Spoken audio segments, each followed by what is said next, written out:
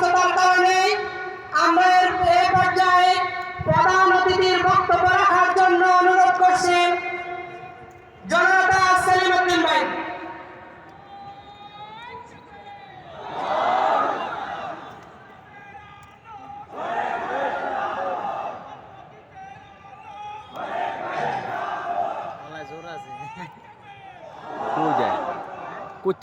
আসসালামু আলাইকুম ওয়া রাহমাতুল্লাহি ওয়া বারাকাতুহু।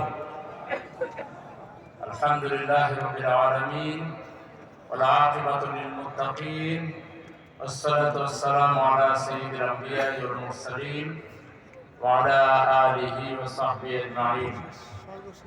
বাংলাদেশের গণমানুষের প্রাণপ্রিয় কাফেলা,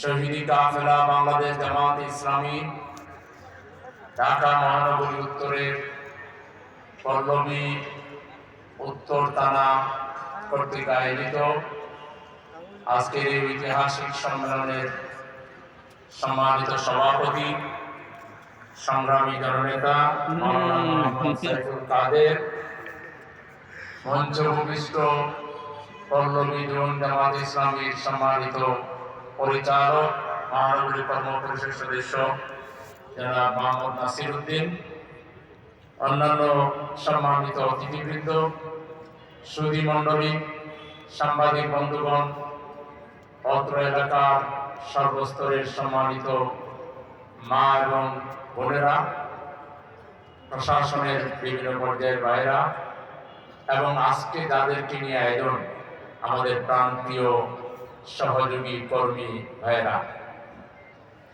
আমরা 2024 সালের 36শে জুলাই তথা 5ই আগস্টের বিপ্লবের মধ্য দিয়ে একটি নতুন বাংলাদেশে বসবাস করছি।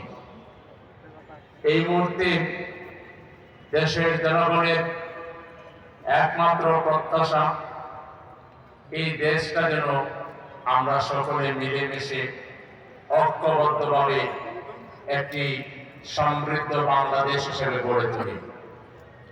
রাজনীতি বলা হয় মানুষের কল্যাণের জন্য। মানুষ আশা করে বিগত 53 বছরে রাজনৈতিক দলের কিছু অংশ এবং তাদের কর্মীরা যারা এদেশের মানুষের অকল্যাণ করেছেন, ক্ষতি করেছেন, দেশের জনগণের বিরুদ্ধে যারা বিভিন্ন কারণে ভূমিকা রেখেছেন, তারা তাদের পুরাতন স্বভাব এবং অভ্যাসকে পরিবর্তন করে একটি সৌহার্দ্যের, সম্প্রীতির, ঐক্যের একটা বাংলাদেশ তারা রচনা করবেন।